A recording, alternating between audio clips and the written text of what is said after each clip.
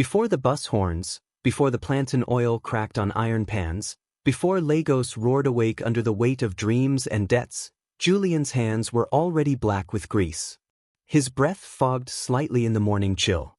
He knelt by a stalled Kia Picanto near Ojulegba Bridge. His fingers worked quickly, rhythmically, like someone who had nothing left to fear and everything still to prove. Dust settled in the creases of his overworn jumpsuit. The road was already angry. Traders shouting, Danfo buses jerking, engines coughing like old men. Nobody noticed him, the mechanic in the dirt, except the woman on the pavement selling Accra.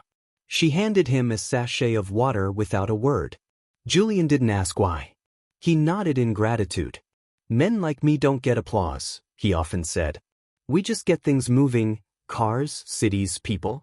He didn't know that today one particular engine would change the direction of his life, and not because of horsepower, but because of the hands it belonged to. Before now, Julian's life was rust. He grew up in Mushin, where electricity was a guest and opportunity a myth. His mother Ruth sold mangoes outside a bakery, smiling at strangers even when her feet bled through cheap slippers. His father was a silence in every room, gone when he was 7. When rain came, their roof leaked over the mattress. Julian would stretch a bucket with one hand and study with the other. He always smelled like books and engine oil, a boy divided between dream and duty. At 16, he dropped out of school to work full-time with Uncle Tade, a mechanic who drank more than he taught. But Julian learned. And when Ruth died of an untreated ulcer at 44, he buried her with his first full salary. Bought a casket he couldn't afford, not for vanity, but for dignity. He swore that day, even if I die under a car, I'll die honest. It was just past 10 a.m. A black Mercedes GLC pulled up, then died right at the traffic light near his workshop. Steam escaped the hood like a scream. Julian rushed forward, waving other cars around. The driver, a woman in her 30s, stepped out. She wore a crisp navy suit and carried a tension that didn't match her face. "I'm sorry," she muttered. "I have no idea what happened." He looked under the hood. Overheated. Bad radiator valve. Might take 20 minutes. She nodded, uneasy. He worked swiftly. His fingers moved like prayer. She stood aside, scrolling her phone, but watching. "What's your name?" she asked. "Julian." "I'm Leah. Thanks for helping." He just smiled and handed her a bottle of water from his lunch bag. She blinked. That small act, a poor man offering her his only drink, unsettled her more than the car failure. For a moment, Leah didn't feel like a billionaire.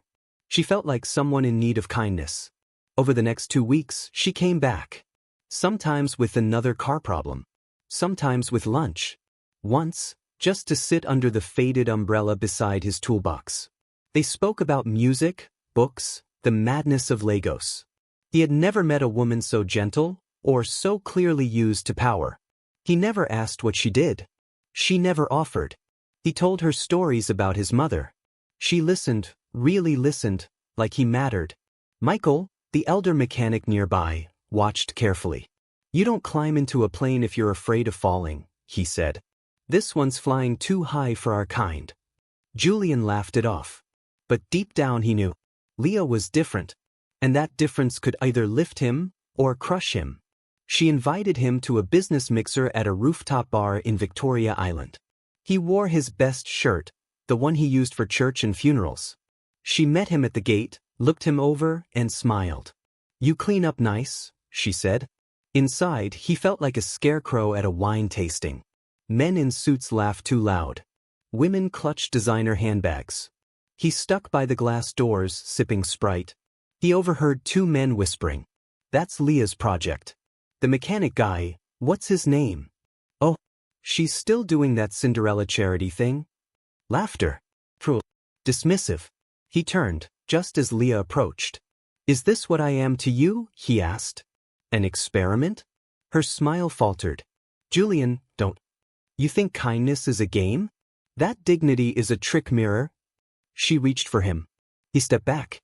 "You fixed my car. But you broke something more important." And he walked out, into the rain, into the street, into himself. Julian didn't crawl into bitterness. He turned pain into a blueprint. He used his savings to rent a better space. Partnered with a local church to train street boys. Created a WhatsApp group for free roadside help. A TikTok video of his work, The Honest Mechanic of Lagos, went viral. NGOs reached out. So did a local auto firm, offering him tools and mentorship. Julian grew, not in noise, but in consistency. He didn't post quotes. He posted receipts, 10 boys learning a skill, a woman's car fixed for free, a neighborhood now trusting again. His silence was louder than Leah's wealth. 1 year later, she walked into his new garage in Yaba. Her Audi was sputtering. She didn't know it was his. Until she saw the name on the signboard. Julian's Hands, Honest Repairs, Honest Life. She stood awkwardly. He emerged from the office, clipboard in hand. Their eyes met. "Do you still fix engines?" she asked softly. "Only the ones worth saving," he replied without bitterness. There were no grand speeches. Just recognition. And the quiet understanding that the tables had turned, not in wealth, but in weight. Julian had built something real. She had merely inherited something big. Leah sat alone in her car, engine now fixed, eyes blurry. She scrolled through her messages, board meetings, launch dates, stock updates. None felt like anything. Meanwhile, Julian walked out of his garage with Mary, a literature teacher who once brought her car for servicing and stayed to volunteer with his boys. They spoke in soft tones. Laughed without effort. Mary handed him a flask of jollof rice. He touched her arm briefly. Leah watched.